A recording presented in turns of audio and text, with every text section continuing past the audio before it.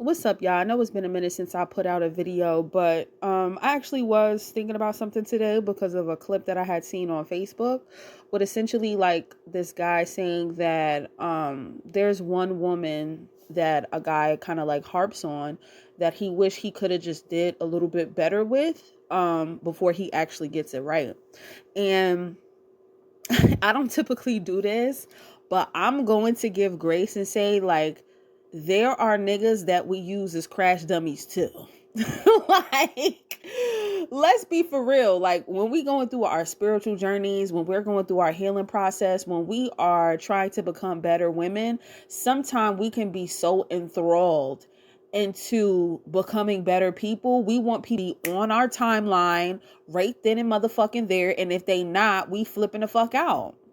But I think when you actually take some time out to maybe disconnect from that person, or maybe y'all grow through it together, but like primarily for the people who decide to just take out some time for themselves after that situation ends, I would say you really develop a lot more grace for people, because just because I'm in a season of healing myself and uncovering my trauma and becoming a better person spiritually and mentally, it does not mean that the person I'm with has to be on my timeline.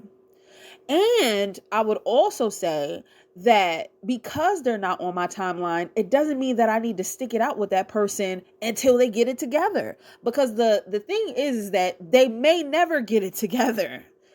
And even if they do, I think people need to prioritize a peaceful disconnection where you both see, like, you care about one another, but at the same time, it's like, okay, we still got to keep it moving. And sometimes me keeping it moving and me coming up on my up and up don't involve you. So what I learned in my own spiritual journey with me being in a season of isolation is like literally nobody belongs to me. And while my idea of being with somebody could have been in good faith with me trying to pour into them and tell them that they need to do this and they need to do that, that was not my motherfucking business. I have no right telling different people that I needed them to get on my program, because the gag is, if they not on your program, they not on your program. If they not ready for you, they not ready for you. And you need to allow people to go discover themselves without thinking that they belong to you, and thinking that if they decide to disconnect from you, that in some way that's some type of diss, when whole time it's not. As a matter of fact, it's probably one of the most selfless things that you could possibly do, is disconnect from somebody knowing that you love them so fucking much, but at the same time knowing that they ain't good for you in the season that you in right now. So my thing is, while a man, right, a man with a goddamn pulse and a conscience and a bit of empathy, while a man might think that there is a woman that he could have got it right with, there's a reason why you didn't get it right with that woman. You needed to see somebody maybe who is or who was out of your league, and you may have needed to fumble that for you to appreciate something else.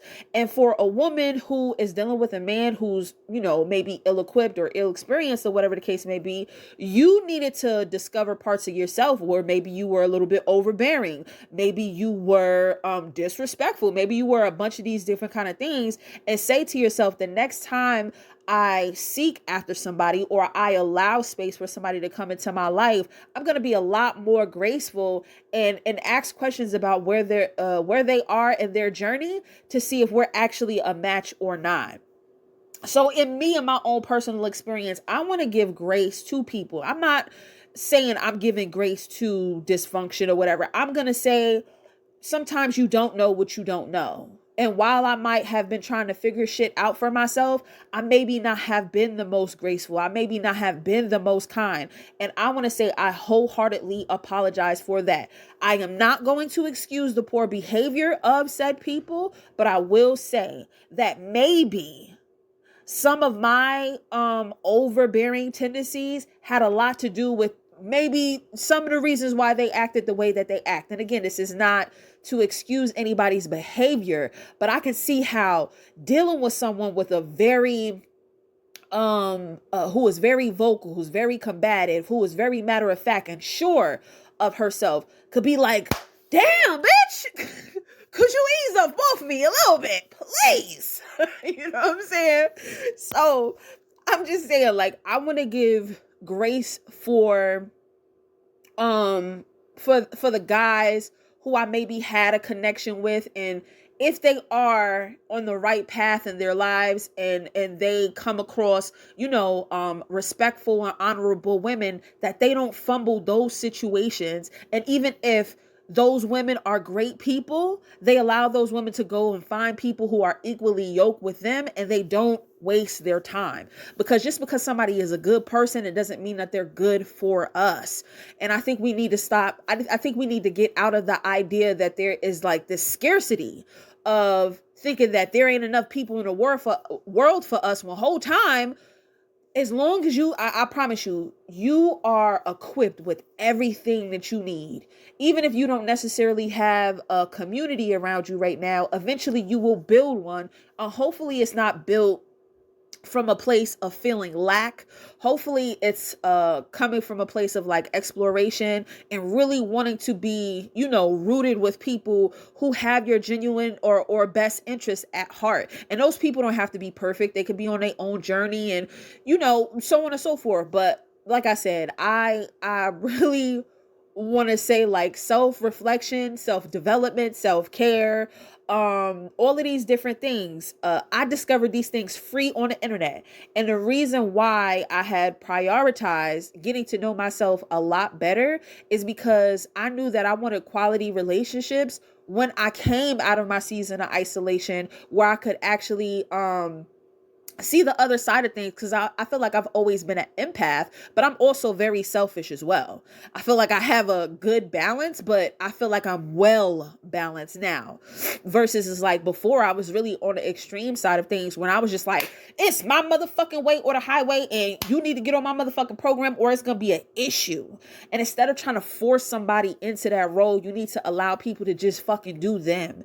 And if you can't do you with the person that you with, who you love dearly, who you care about, understand you can love that person from a distance. That person is not like, they're not like a what is it, like an appendage? Is that what it is? Like an extra part of you where you're walking around with them. Like, no, we get lost in the idea of thinking that people are like supposed to be connected to us forever, when sometimes people are supposed to be just connected to us just for a season so we can get to know ourselves a little bit better.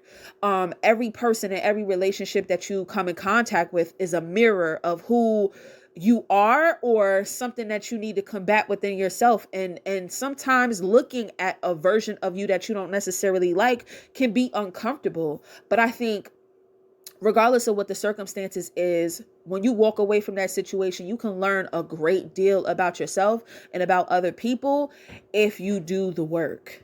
And I'm glad that I'm sitting here doing the work, and I've been doing the work for the last year plus.